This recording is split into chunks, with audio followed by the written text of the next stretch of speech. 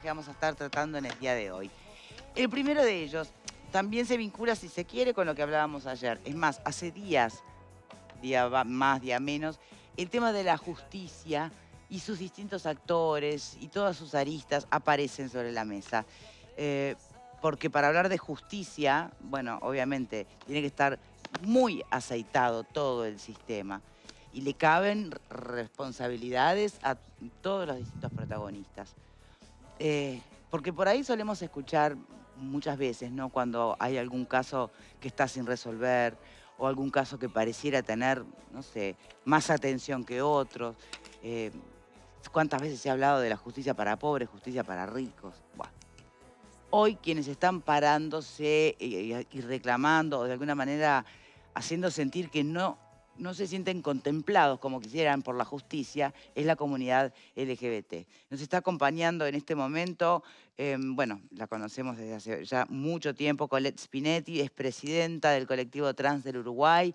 Se la conoce desde distintos escenarios, ¿no? Docente, directora además también en el Sodre, ¿no?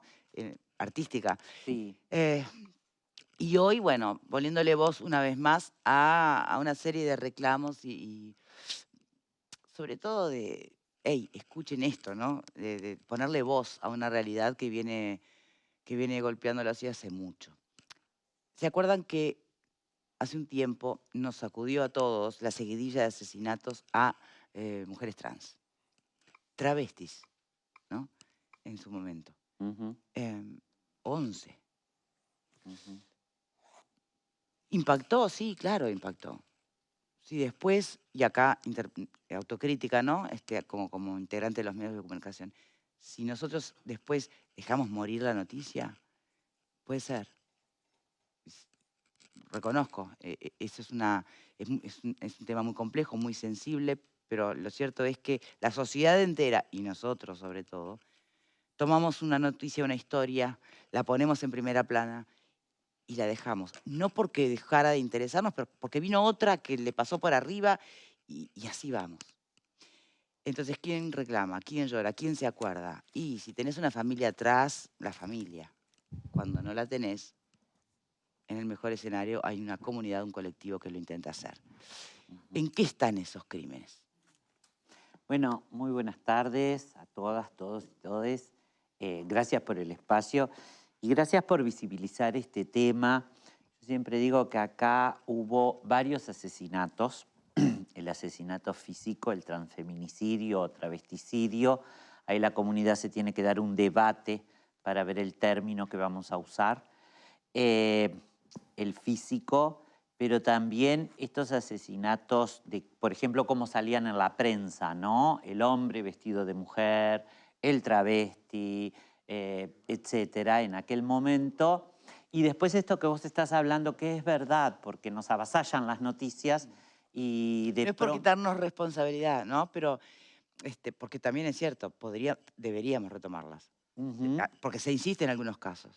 Exacto. Lo que yo digo, como el silencio comunicacional y el silencio social, ¿no? Y acá hay cuerpos de personas, de seres humanos, que fueron asesinados, que fueron mutilados, que, bueno, que la mayoría de las compañeras no tenían familias, sí, una de las compañeras que tenía su madre, que empezó a visibilizarse esa madre, y la recuerdo todo el tiempo a la mamá de Kiara con la foto de su hija abrazada y que vaya si sufrió, ¿no? Entonces, acá también tenemos que plantear como varias cosas. ¿Qué es el cuerpo trans para la sociedad heterosis normada patriarcal? ¿Qué significa el cuerpo trans? ¿No? ¿Qué lugar le damos a las personas que no responden a lo esperado? Te sigo la línea perfectamente, Colette, y de hecho las respuestas van a explicar mucha cosa. Entre otras, esa sensación de justicia injusta que Ujú, tiene el colectivo. exacto. Ah, pero permitime para los que están enganchando, repasar de qué crímenes estamos hablando, Bien, qué se supo. bien. ¿Hay algún sospechoso? ¿Hubo algún imputado, no pasó nada. Hace poco algo pasó y de rebote, ¿no? Por otro caso. Exacto, exactamente. Sí, esto que yo decía cuando ahora con el informe que sacó la ONU, Mm, y que fui entrevistada y que sí. fui invitada para la presentación y que estaba el relator LGBT, esto que yo digo, el mundo trans siente una justicia injusta Mm. porque no ve en la justicia una herramienta para acceder a los derechos, sino una mano acusadora. A ver, Y eso tiene que ver con que ¿no se investigaron lo suficiente esos crímenes? a ver, yo creo que si bien la causa nunca se archivó y la causa siempre siguió estando, y yo he Sí. ido varias veces, fui en el 2017, en el 2018 a declarar, ahora en septiembre volví a ir, y yo creo que hay como una gran apertura y ganas desde la justicia de que esto se resuelva, pero no hay datos. No hay datos. Viste que Yo, está de hecho, lleno de familias desesperadas, ¿cómo? que está lleno de familias desesperadas cuyos hijos o Ujú, hijas, ujú. y no tengo ni idea qué orientación sexual, qué identidad de género, no importa, todavía están esperando un Exacto, dato de dónde está su hijo ausente. exacto. O sea, parto de la base que no es que ustedes crean que, justo a nosotros, no. El tema es que eran 11. Es que Ujú, ujú, parecía un asesino serial lo que ujú. pasó. Y que no hay ADN del asesino, yo pregunté específicamente esto, no hay ADN, los únicos ADNs encontrados son los de las víctimas, no hay huellas digitales, eh, no hay nada que lleve a hacer una fisonomía, un perfil, perdón, de quién puede ser ese asesino. O, te lo pregunto de otra forma, no hay nada que lleve a pensar que no se trate entonces de alguien, o algunos, motivados por odio, Es que sí. que saben lo que hacen, que Es sabían lo que hacían. Exactamente, fue Bien. lo que yo le dije en ese momento a la jueza allí, estaba el fiscal y estaba el actuario, y les dije, evidentemente, si no hay nada de eso, esta persona fue muy bien preparada, Estaba ¿no? organizado, Porque estaba pensado. muy organizado, evidente fue derecho a asesinar a las personas, y estos son crímenes de odio. Y Latinoamérica y el Caribe está lleno de crímenes de odio hacia personas trans. Hablo de personas trans porque es el área que yo trabajo, pero también la afrodescendencia, también la pobreza, es decir, hay muchas cosas. Entonces nosotros tenemos que ponernos a pensar acá cuáles son los cuerpos válidos y cuáles son los cuerpos que no son válidos para ciertos Pero, espacios. no, te iba a preguntar, pero hay cuerpos que no sean válidos. Lo que pasa que depende, claro, depende de dónde lo mires. Hay no lugares. De pronto, a ver, y ya que estamos acá, lo pongo acá. De pronto, no sé, una persona trans, una mujer trans conduciendo un programa de televisión, la sociedad lo ve como un no lugar. Entonces no es un cuerpo válido para esto. Y de repente pasa eso en la educación, pasa eso en la salud, pasa eso en la justicia. De hecho, tenemos que pelear por leyes que te reconozcan los derechos para poder acceder a estos espacios, ¿verdad? Sí, sí, está claro. Entonces es ahí donde la otra vez leía un informe donde decía, bueno, era un informe español, y decía, bueno, no es lo mismo, no se ve con la misma, no se ve con la misma mirada que se asesine a un español en España que de pronto a un africano. ¿Mm? No se ve con la misma Te mirada. sigo, te sigo. Y eso tiene que ver con lo social también. Y eso tiene que ver con el lugar social en que se dejan a ciertas personas, ¿no? Y con el uso social. En estos casos ya van 10 años. 10 años. 10 años de estos casos y todavía no tenemos nada. Aparece este señor por otro Vinculado, caso, exacto, sí. vinculado a otro caso, y por casualidad, cuando empiezan a investigar, se encuentra que él se asume 5 de los asesinatos. Bueno, obviamente acá empiezan las pericias. Primero, hay que vincular las causas, ¿no? Yo tengo pendiente ahora que tengo que llamar y tengo pendiente una reunión con la fiscal de este caso, ay, perdón, pero no me acuerdo el apellido de la fiscal.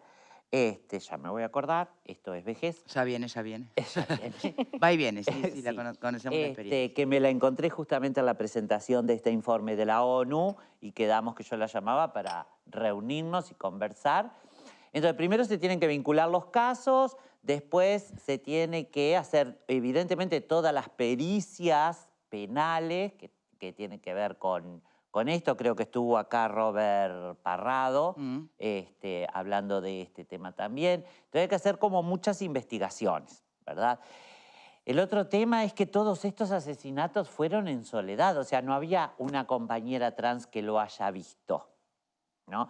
Fíjense que los asesinatos fueron en Parque Roosevelt, fueron en el Prado, hubo otro acá en Paraguay y Lima. Son lugares donde las compañeras están solas, donde hay muchos árboles, donde están separadas. Ninguno fue en Boulevard, por ejemplo. Donde pudiera haber algún testigo. Exacto. Lovesio, Silvia Lovesio, la fiscal. Lovesio. Ahí va, Silvia Lovesio, que me pasó el teléfono y que, bueno, tengo que llamarla para juntarnos y conversar. Entonces, en realidad, todavía no tenemos nada. O sea, lo único que sabemos es que hubo estos asesinatos por odio. Entonces, ahí es donde, esto que yo decía al principio, donde vos te pones a pensar, bueno, ¿qué lugar ocupan los cuerpos trans? ¿Y qué lugar ocupan además en el acceso a la justicia? ¿Ah? Bueno, para seguir del lado de la justicia, que yo entiendo que la génesis de la inequidad al acceso de la justicia está en lo social. Sí. Pero, porque no tenemos tanto tiempo, entonces, el no acceso o la dificultad de acceso a la justicia, explícanos. ¿Por qué se da? ¿Cómo se da? ¿Cómo se traduce? Se traduce de la siguiente manera. Cuando una persona trans va a denunciar una vulneración de derechos, sí. Generalmente la primera instancia es la comisaría, ¿verdad? Entonces ahí hay una cantidad de preconceptos nocivos. Y eso depende además de, porque no es lo mismo que, por ejemplo, vaya yo a hacer una denuncia, que estoy informada, que de repente, bueno, tengo la tez blanca, tengo el pelo rubio, a que vaya una compañera. Y ya sos conocida, además. Que soy conocida, además. Que vaya una compañera que no tiene esas condiciones. No es lo mismo. Entonces, cuando vas a hacer la denuncia, lo primero es hacerte sentir culpable, ¿no? Es decir, yo soy una mujer trans, voy y denuncio que me violaron. ¿Qué hiciste para que te violaran? O la risa. O el empezar a tomarle el pelo, o empezar a revictimizar a la persona. Bueno, pero ¿cómo fue? ¿Qué te pasó? ¿Qué sucedió? ¿Dónde estabas? ¿Qué te hicieron? ¿Qué te tocaron? ¿No? Entonces, hace revivir a la persona múltiples veces la misma situación. Y eso tiene un costo emocional muy fuerte. Eso tiene un costo emocional muy fuerte. Después lo otro son, bueno, si pasás a lo penal, por ejemplo, bueno, ahí hay que pensar en costos económicos. Vos tenés que tener un abogado, puede ser un abogado de oficio, pero todos sabemos que la oficina de abogados de oficio está desbordada de trabajo, porque, bueno, ahí hay otro tema, pero la pobreza es la más acusada de delitos. Entonces, ¿y por qué? Entonces ahí se atraviesa a la cuestión de la identidad de género, la cuestión de la pobreza. Claro, pero es que no podés mirarlo si no lo mirás desde una mirada interseccional. No podés verlo. No es únicamente por ser trans. Tiene que ver también por ser pobre, tiene que ver la etnia, tiene que ver el barrio, tiene que ver el lugar geográfico en el que estás radicada, ¿no? Entonces, ahí empieza como toda una cantidad de situaciones que además los procesos son largos y muchas veces esos procesos no, no conforman, no llenan las expectativas que se traía, ¿verdad? Entonces, a partir de ahí, las personas trans descreen en la justicia y sienten que la justicia en realidad es injusta. Entonces, se busca por otras vías. Mira, te voy a hacer un caso fresquito de la semana pasada, ¿no? Una compañera va a denunciar porque un vecino entra a su casa, entra a su terreno, no a su casa física, entra a su terreno, vecino, entra a su terreno amenazándola que la va a matar, diciéndole, bueno, todo lo que decimos popularmente que no se dice en televisión, amenazándola que la va a matar. Esta compañera tiene que salir corriendo de su casa porque casi le estaba tirando la puerta por una ventana que se corta un pie. Va a la comisaría, ¿verdad? Pero vos, ¿qué le hiciste al vecino? ¿Qué le dijiste al vecino? ¿Por qué lo provocaste al vecino? No solo eso, que en la comisaría no intervienen, la mandan a que se quede esa noche en un refugio, que no vuelva a la casa. Y la mandan a un refugio masculino. Bueno, está. Esto es una tras otra de meterse Esto es la patas semana arriba. pasada. Sí. ¿Se entiende? Sí. Entonces, vengo con ejemplos clarísimos, fresquitos de ahora. Imagínense, por ejemplo, las compañeras trans, que yo trabajo en el 2014, privadas de libertad, ¿verdad? Que a veces ni siquiera conocen sus abogados de oficio, ¿verdad? Entonces, hay como una cantidad de situaciones que alejan a la persona trans de la justicia y que de pronto buscan la justicia desde otros lugares, desde irse de la casa, desde irse del barrio. Otra compañera trans el año pasado, donde un vecino le cortó la cara, diciéndole una cantidad de impropedios, bueno, una fiscal le aconsejó que se fuera de la casa, que dejara la casa. Obviamente, para salvar su vida, se fue de la casa, le ocupan la casa, no puede volver a su casa. ¿Ah? Son ejemplos de la vida real. Me queda una duda, Corel, cuando estás haciendo el relato. Esas preguntas que hacen en la comisaría, ¿no? ¿Es por ser trans o es por ser mujer? Porque en definitiva me hace acordar a lo que se ha combatido desde el ser mujer, Sí. Cada vez que denuncias o que te agredió un hombre o que te violentó un hombre. Sí. ¿Es por trans o por mujer? Mira, ahí Si no, bienvenida al mundo femenino, ¿no? Sí, no, ya lo sé. Ahí se interseccionan las cosas. Pero pasa con los varones trans, pasa con los varones trans. Los varones trans en este país, estamos en 2021, obviamente que los varones trans no van a denunciar esto por lo siguiente. De hecho, a ver, mi pareja es un varón trans. Mi pareja sufría violencia de género de su novia anterior. Cuando fue a denunciar que sufría violencia de género de su novia anterior, se le rieron. ¿Cómo un varón va a hacer? Pero soy un varón trans, tengo vagina. Ah, entonces no sos varón. Entonces ahí sí se interseccionan. En el caso de las mujeres trans, yo creo que sí que se intersecciona lo trans y lo femenino. Pero en el caso de los varones trans, se intersecciona lo trans y lo biologicista. Bien. Tenemos que hacer una pequeña pausa. Bueno, panelistas a la vuelta. ¿Puede ser? Ya venimos.